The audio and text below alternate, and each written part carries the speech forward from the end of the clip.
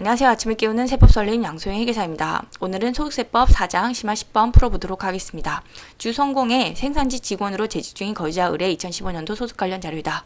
자, 생산직이라는 거 가져가시고요. 조세 부담을 최소화하고자 할 때 의뢰 2015년도 종합소득 금액으로 오른 것은 자, 조세 부담 최소화 과정이 주어졌죠. 그래서 분리과세할지 종합과세할지 세율을 가지고 판단하는 문제입니다. 1번 연간급여 관련 자료. 자, 자료에 보시면 연장 근로수당이 나와 있어요. 자, 생산직 근로자이기 때문에 연장 근로수당 비과세 되는 요건을 따져보셔야 돼요. 자, 일단 월 정액급여가 150만원 이하여야 되고요. 그리고 직전연도 총 급여액이 2,500만원 이하여야 되죠. 4번 양가로 자료부터 보시면요. 2014년도에 의리받은 총 급여액은 2,300만원. 자, 직전연도 총 급여액이 2,500만원 이하죠. 요건 충족.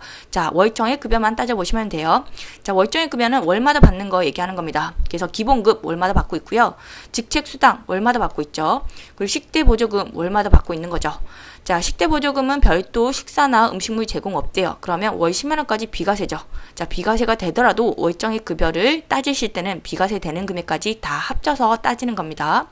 비과세 되는 실비 변상적 성질의 급여만 넣지 않고 나머지 비과세 되는 거는 다 넣는 거예요. 자, 합쳐보시면 얼마가 되죠? 82만 5천원이 되는 거죠. 자, 그래서 150만원 이하라서 요건 충족한 거죠. 자, 그러면 연장 근로수당 비과세가 되죠. 자, 얼마만큼 비과세가 되죠? 연간 240만원만큼 비과세가 되죠. 그래서 240만원을 초과하는 10만원은 과세가 되는 금액입니다. 자, 이제 근로소득 구해보도록 하죠. 기본급 들어가고요. 상여금도 들어가죠.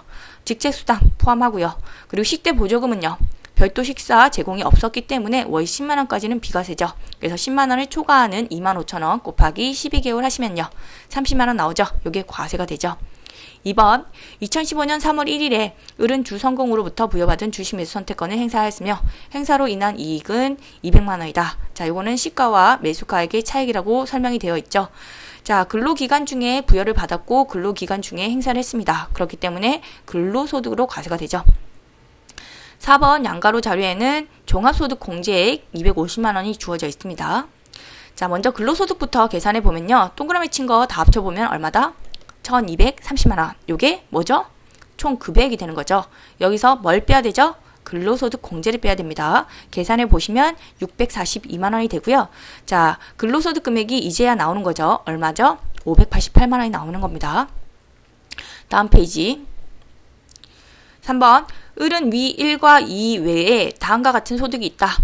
문의 잡지에 수필을 쓰고 받은 대가 실제 필요경비 확인 안 돼. 500만원. 요거는요. 기타 소득이죠. 자, 실제 필요경비가 확인 안 되더라도 문의 창작 소득은요.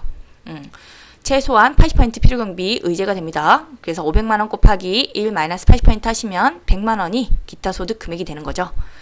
그리고 산업재산권을 대여하고 받은 대가 실제 필요경비 확인 안 된대요. 1000만원. 자, 요것도 기타 소득이고요. 그리고 최소한 80% 필요경비 인정이 되는 기타 소득이죠. 그래서 계산해 보시면 200만원이 됩니다.